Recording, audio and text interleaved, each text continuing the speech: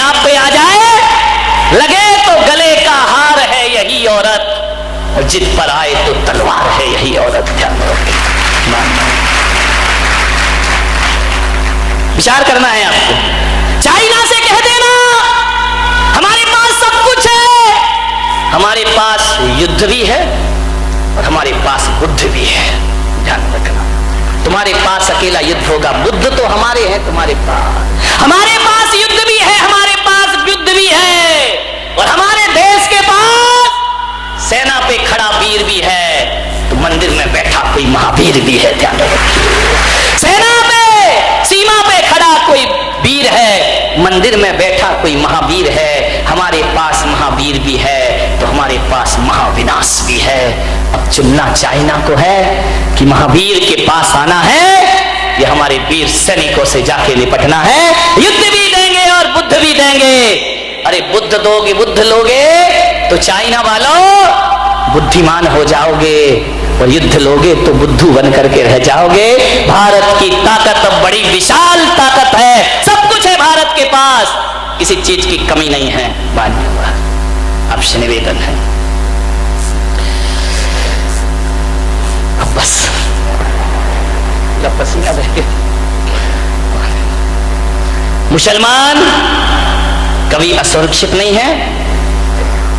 हमारे देश में प्रजातंत्र है, और ऐसा प्रजातंत्र दुनिया के किसी भी देश को प्राप्त नहीं हो सकता है। यहां सबका साथ, सबका विकास, अच्छे दिन। बोलो, नहीं आए क्या?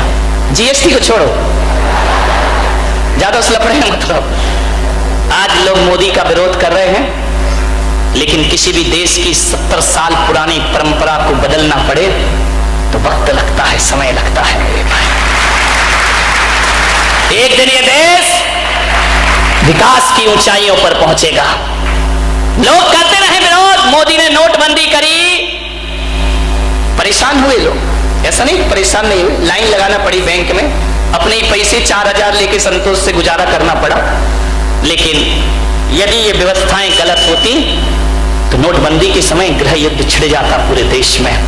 लेकिन परेशान होने के बाद भी लोगों ने विश्वास किया कि नहीं, इसमें भारत का हित है, अपने देश का हित हुआ करता है। ध्यान रखिए, अभी ममता बनर्जी ने कह दिया भाजपा भारत छोड़ो, पगला गई है। भाजपा भारत छोड़ो, भारतीय जनता पार्टी भारत छोड़े। मैंने जब अखबार में पढ़ा मुझे ऐसा लगा, तुम्हें कैसा लगा? मुझे ऐसा लगा कि कोई सिरफिरे लोग भारत से कह रहे हैं भारत छोड़ो। ध्यान रखिए, मुझे ऐसा लगा कोई सिरफिरे कह रहे हैं भारत से कि भारत छोड़ो। ध्यान रखना, मैं कोई प्रचार नहीं कर रहा हूं, आप सोचो मैं बीजेपी का आदमी हूं, मैं कोई प्रचार नहीं कर रहा हूं। लेकिन जितने भी दल और जितनी भी पार्टियां इस देश में हैं, केवल भाजपा है जिसके आगे भारतीय शब्द लगता है, बाकी कहीं भी भारतीय शब्द दिखाई नहीं। मैं कोई प्रचार नहीं कर रहा हूं, अपन तो निर्दलीय लोग हैं। अपना क्या है? हमारे भगवान महावीर स्वामी जब बैठते हैं, गणेश जब बैठते हैं, सरस्वती जब बैठती है, कमल के फूल पे ही तो बैठते हैं ना। समोसरण में कमल का फूल होता, उस पे भगवान बैठा करते हैं। जब हम बैठते हैं तो बीजेपी के हो जाते हैं, और जब कोई प्रणाम करता है तो कांग्रेसी हो जाते हैं। ध्यान, आशीर्वाद कांग्रेस का पंजा। जब कोई नमस्कार करे तो कांग्रेसी हो जाते हैं। जब जुलूस में हाथी आगे चले तो मायावती आ जाती है, लाइट चली जाए तो लाइटें जल जाती है, और पेट्रोल के भाव बढ़ जाए तो मुलायम की साइकिल आ जाती है। अपन तो सर्वदलीय बैठक वाले हैं।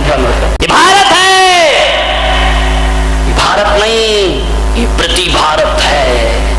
ये प्रति भारत नहीं, ये महाभारत है। ध्यान रखिए, इसके जैसा महाभारत आज कन्हैया आए तो महाभारत तो होगी। ध्यान रखना, मान्यवर, आपसे निवेदन है, बड़ी विनम्रता के साथ आपसे कह रहा हूं, अपने देश के प्रति गर्व करना सीखें। जो लोग अपनी भाषा, अपने वतन, अपने रहन सभ्यता पे गर्व नहीं करते, उस देश को गुलाम होने में फिर ज्यादा देर नहीं लगा करती है। ध्यान रखिए, आज हम आजादी की सांस ले रहे हैं तो हमें कभी हमारे पूर्वजों को इस देश पे बड़ा गर्व था। अभी एक हामिद अंसारी जी बोल गए कि हमारे देश में मुसलमान सुरक्षित नहीं है। क्या समझाएं? 10 साल बड़े सुरक्षित रहे भाई, खूब मलाई खाई, तब नहीं कहा कि उपराष्ट्रपति असुरक्षित है, तब बड़े सुरक्षित रहे आप। जाते जाते ये सब जहर उगल गए।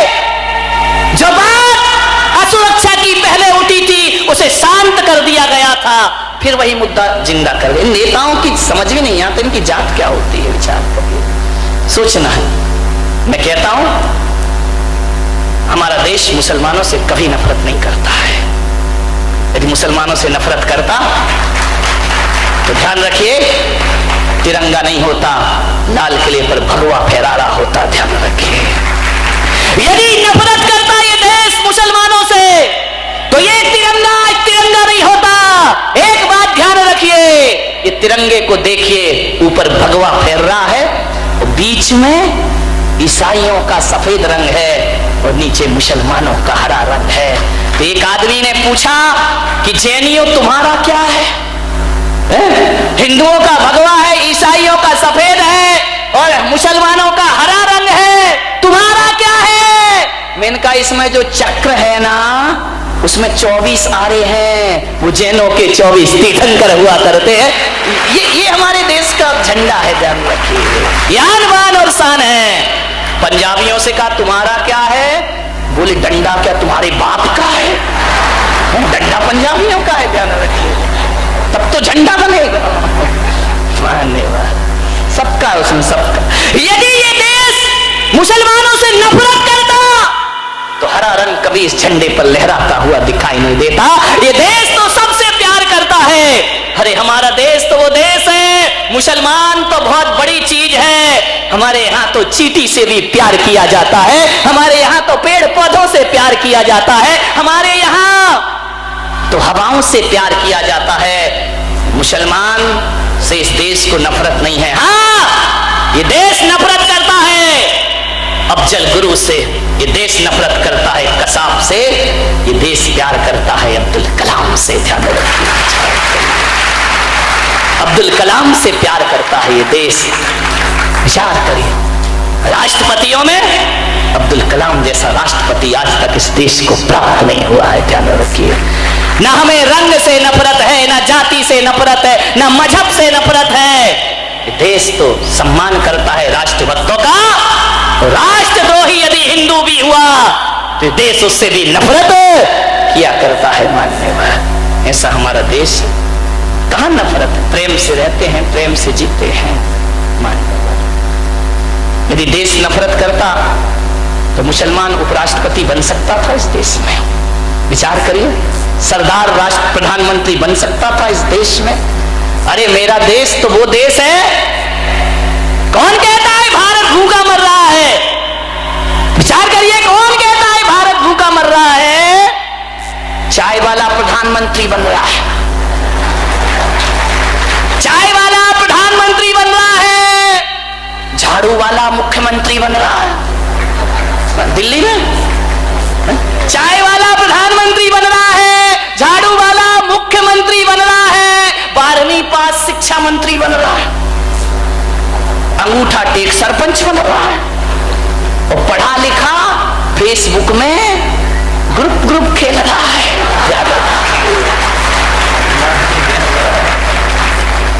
विचार करना, कौन कह रहा देश भूखा मर रहा है? कितनी तरक्की कर रहा है हमारा देश। विचार करिए आप। एक कुत्ता भारत आ गया विदेश का, एक कुत्ता विदेश का भारत आ गया। भारतीय कुत्ते इकट्ठे हुए, बोले क्यों रे, तेरे देश में क्या कमी थी जो यहां आ गया है? बोले नहीं, कमी तो कुछ नहीं थी, खाना भी बहुत अच्छा, खान पान अच्छा, रहना अच्छा, जीना अच्छा। तो बोले फिर भारत क्यों आया? बोले भारत में भौंकने की जितनी स्वतंत्रता है वो दुनिया की किसी भी देश के पास नहीं है, ध्यान रखना। यहाँ भौंकते रहते हैं लोग, ऊंची कुर्सी पे जाके भी भौंकते ही रहते, करें क्या देश को? विचार करिए, सोचना है आपको। मान्यता चाइना ध्यान से सुन ले, हमारे पास सब कुछ है, ये मत समझना कि तोप तमंचे नहीं, बहुत है हमारे यहाँ, तोप तमंचों की जरूरत नहीं। हमारे यहाँ की तो महिलाएं इतनी तेज हैं, क्या जरूरत है तोप तमंचे की? ये मत सोचना कि बारामती की महिलाएं चूल्हा फूंकना जानती हैं, इनको सीमा पे भेज दो तो पाकिस्तान चाइना को भी फूंक देंगे। ये नहीं, ये ऐसे कोई कमी नहीं है, ये चूड़ियां ही नहीं पहनती हैं। चाइना से इतना ही कह दो कि 62 के दिन तुम हमें याद मत दिलाओ, अब आओगे तो हमारी देश की महिलाएं चूड़ियां भी पहनाएंगी और घाघरा भी पहनाएंगी, ध्यान रखिए। भारत, ध्यान रखना, और किसी को माता नहीं कहा। कभी सुना तुमने अमेरिका माता? जमता है क्या? चाइना माता, पाकिस्तान माता, माता के नाम पे कलंक हो जाएंगे, तो ध्यान रखिए, विचार के नहीं। कभी जापान माता, किसी देश को माता लगाओ फिट ही नहीं होता है। अमेरिका दादा, चाइना बाप, लेकिन भारत माता, इसलिए उनको फिट नहीं। इनके संस्कार को तो छोड़ो, इनके नाम में नहीं जुड़ता है। कभी बोल के देखना, जय चाइना माता, फिट ही नहीं होता है कहीं से कहीं तक। जय अमेरिका माता, जय रूस माता, कहीं से फिट नहीं होता है मेरे भाई। और एक जुबान में निकल जाता है भारत माता कह करके दुनिया बुलाए। माता शब्द तो केवल भारत के साथ फिट हुआ करता है, क्योंकि इनके पास तो माता के संस्कार भी नहीं हुआ करते हैं। माँ के असली संस्कार यदि कहीं हैं तो केवल हिंदुस्तान के पास हुआ करते हैं। उस संपादक ने तीसरा प्रश्न पूछा कि आपके देश की सभ्यता और संस्कृति है या नहीं है? उनका है। तो बोले जब आपके देश में सभ्यता, संस्कृति, मर्यादा है तो जरा ये बताओ कि जापान, लंदन से बने कपड़ों के लिए तुम्हारे देश के युवा युवती क्यों तड़पते हैं उन्हें पहनने के लिए? आपको तो हिंदुस्तानी वस्त्र पहनना चाहिए, आपको तो भारत के वस्त्र पहनना चाहिए, मर्यादा के वस्त्र पहनना चाहिए। ये 3 प्रश्न हैं, देश का नाम, देश की भाषा और देश की संस्कृति। 70 साल से इन प्रश्नों का कोई उत्तर नहीं मिला, ध्यान रखिए। क्यों हम विदेशी वस्त्रों की तरफ भागते हैं? विचार करिए आपसे निवेदन है। इंदिरा नूई कोका कोला और पेप्सी की मालिक है।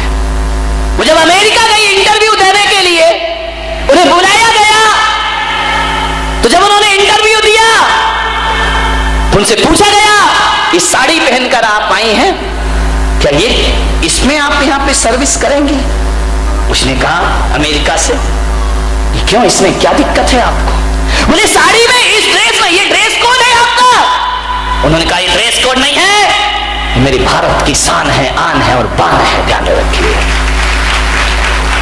उसने कहा कि आप ये पहन के सर्विस करेंगी? बोले अवश्य करूंगी, लेकिन मुझे ये नहीं मालूम था मेरे देश में कपड़े देखकर नौकरी नहीं मिलती, मेरे देश में काबिलियत देख करके नौकरी मिला करती है। आप मेरी काबिलियत देखिए, कपड़े क्या देखा करते हो? विचार करिए। आज भी उनका ऑफिस अमेरिका में है और आज भी इस इंदिरा नूई ने एक संकल्प कर रखा है कि मेरे ऑफिस में प्रवेश करने से पहले जूते चप्पल आपको बाहर उतारना पड़ेंगे, अंदर उतारने की इजाजत नहीं मिलेगी। आज भी साड़ी पहना करती है, साड़ी एक मर्यादा हुआ करती है, ध्यान। स्वामी विवेकानंद विदेश गए, लोगों ने कहा ए जेंटलमैन, ये क्या पहने हो भगवा, ये कोई ड्रेस है तुम्हारी, ये तुम्हारा स्टेटस है, ये अमेरिका है। स्वामी विवेकानंद ने कहा मुझे आज समझ में आया कि अमेरिका का स्टैंडर्ड, अमेरिका का स्टेटस 2 कौड़ी का दर्जी बनाता है, हमारे यहाँ तो चारित्र स्टेटस बनाता है, हमारे यहाँ तो व्यवहार और आचरण से जीवन का स्टैंडर्ड बनता है, 2 कौड़ी का दर्जी बनाएगा, ध्यान रखिए। एक बार क्या हुआ, स्वामी विवेकानंद अमेरिका पहुंचे, बहुत बड़े संत हुए हिंदू परंपरा में। जैसे ही वह पहुंचे अमेरिका तो किसी ने उन पर व्यंग्य किया कि भारत कितना पिछड़ा है, भारत कितना पिछड़ा है। आज भी भारत की महिलाएं आदमी के पीछे पीछे चला करती हैं, शादी होती है तो दूल्हा आगे दुल्हन पीछे होती, बस उसी समय, बाकी तो फिर तुम ही पीछे पड़े रहते। विचार करिए, बोले हमारे भारत, हमारे अमेरिका में देखो कितनी स्वतंत्रता है। यहां पति पत्नी आगे पीछे नहीं चलते गाय बैल की तरह। हमारे यहाँ तो हाथों में हाथ डाल करके चला करते हैं, हमारे यहाँ तो हाथ पकड़ के चला करते हैं। और तुम्हारा भारत इतना पिछड़ा है कि पत्नी अभी भी जानवर की तरह पीछे पीछे चलती है। स्वामी विवेकानंद ने कहा कि तुम क्या जानो मेरे भारत की कीमत, तुम क्या जानो मेरे भारत के सिद्धांत।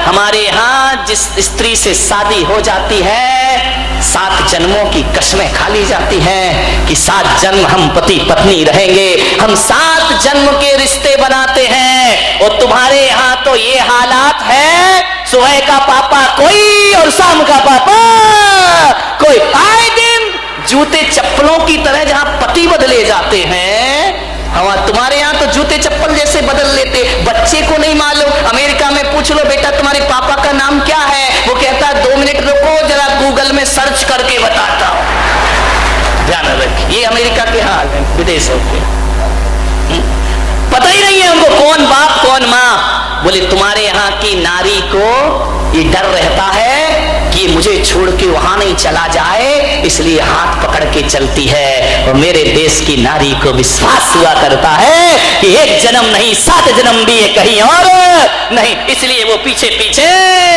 चला करती है। ध्यान रखिए, ये भारत हिंदुस्तान की गाथाएं हैं मेरे भाई। लाल बहादुर शास्त्री जब पाकिस्तान गए, क्या जज्बे रहे इन लोगों के।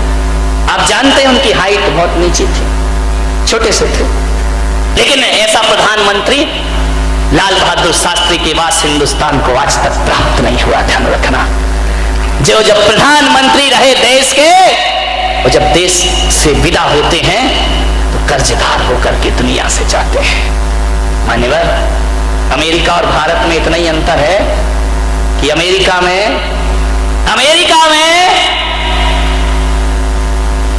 बुजुर्ग पेंशन लेते हैं, युवा राज करते हैं, और भारत में बुजुर्ग नेता बनते हैं, युवा टेंशन लेते हैं। ध्यान रखें, और कुछ नहीं हुआ करता है।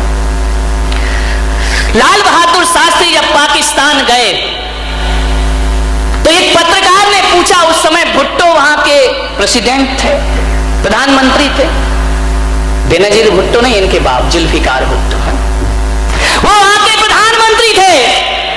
तो लोगों ने कहा कि शास्त्री जी आपकी हाइट कम है, और उनकी हाइट ज्यादा है। जब आप मिलोगे तो आपको ऐसे देखना पड़ेगा, क्योंकि वो पत्रकार भी क्या क्या पूछ बैठे, कोई भरोसा है क्या। बोले वहां भारत की निगाह, भारत तो नीचा हो जाएगा, वो ऊंचे हैं, आपको ऐसा देखना पड़ेगा।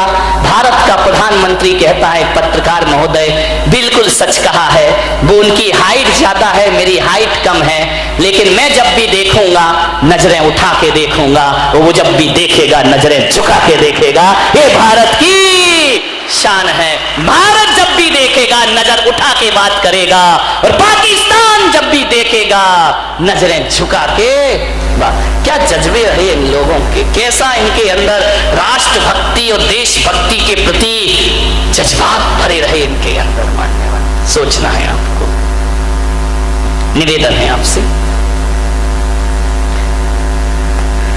मैं बीमार हूं, अब तो बंद कराओ भाई, और बोलो। हाँ बोलो, क्या बात है, तो आज ही लेके जाओगे तुम बंदूक पाकिस्तान पे। विचार कुछ मान्यवर, भारतीय संस्कृति का दुनिया में कोई भी मुकाबला नहीं हो सकता है। अमेरिका ने कहा कि भारत कहां पहुंचा, हम कहा भारत कहां पहुंचा, जहां तुम नहीं पहुंचे वहां भारत पहुंचा। बोले क्या मतलब, हम मंगल पे पहुंच गए, हम चांद पे पहुंच गए, भारत कहां पहुंचा, भारत तो बड़ा पिछड़ा हुआ देश है। मैंने कहा तुम मंगल में चले जाओ, रूस मंगल में चला जाए, अमेरिका चांद पे चला जाए, लेकिन मेरा भारत जहां पहुंचा है वहां दुनिया के कोई देश नहीं पहुंच सकते हैं। तुमने चांद तारों की यात्रा की है, और मेरा भारत तो वो है जो मोक्ष की यात्रा करता है, वैकुंठ की यात्रा करता है, जिसके सामने चांद तारे बहुत नीचे हो जाते, दुनिया के देश पदार्थ खोजा करते हैं, और मेरा भारत परमात्मा खोजा करता है। यहाँ परमात्मा तलाशे जाते हैं। इंग्लैंड में जितने सिनेमा घर हैं, उससे ज्यादा तो हमारे वृंदावन में कृष्ण गोपाल के मंदिर बना करते हैं। मंदिर पग पग, मंदिर डग डग तीर्थ।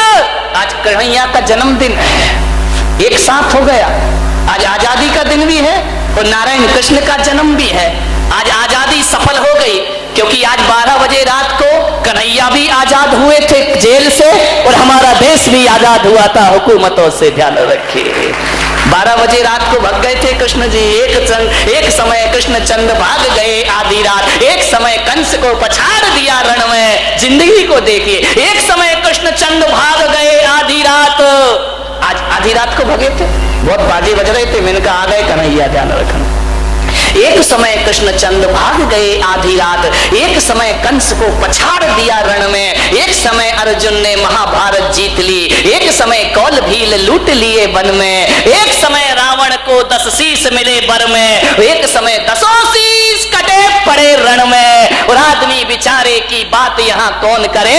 यहाँ सूरज की 3 गति होते एक दिन में, जहाँ सूरज की 3 गति होते एक, सुबह का सूरज कुछ होता है, दोपहर का सूरज कुछ होता है, शाम का सूरज कुछ हो जाता है। ध्यान रखिए,